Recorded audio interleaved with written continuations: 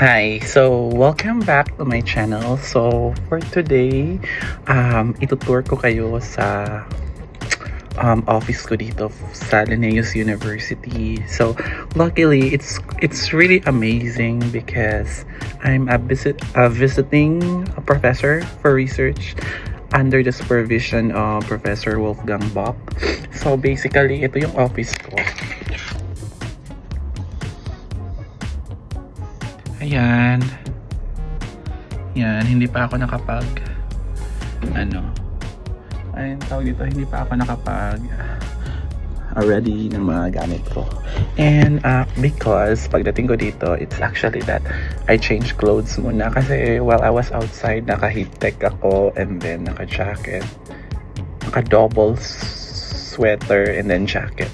And then this time magti-t-shirt lang ako kasi nasa office naman ako eh. Okay, so sa kabila is adjacent to this room, mga PhD students, pero parang 6 ata sila. Nakapasok ako once eh. Nahiya akong pumasok kasi they're working now. Usually kasi nagfo-focus talaga sila sa work. Kaya ako lang naman dito nagvo-vlog. Like mostly sa mga PhD students sa kabila, there are math education, and then the next one is analysis, and then sa baba kasi mga algebra people yan downstairs. Nasa second floor ako eh. Yung sa first floor mga algebra people,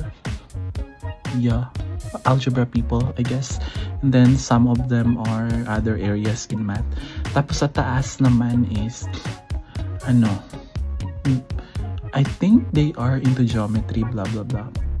And then ito kasing sa kabilang na side ng building dito, like halimbawa yung kanina paglalabas ka, di ba may naka-cross na daan. This one is leading to cafeteria, this one, that one, and kasi yung lunchroom. And then basta dito yung mga offices ng mga professors.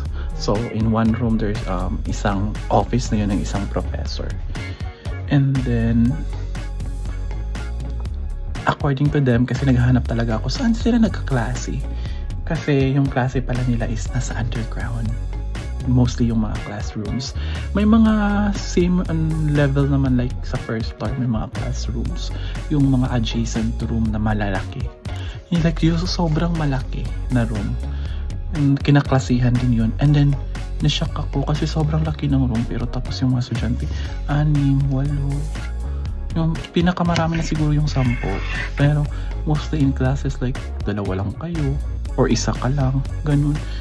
Ang shocking dito, pero yan yung ginagawa nila dito actually.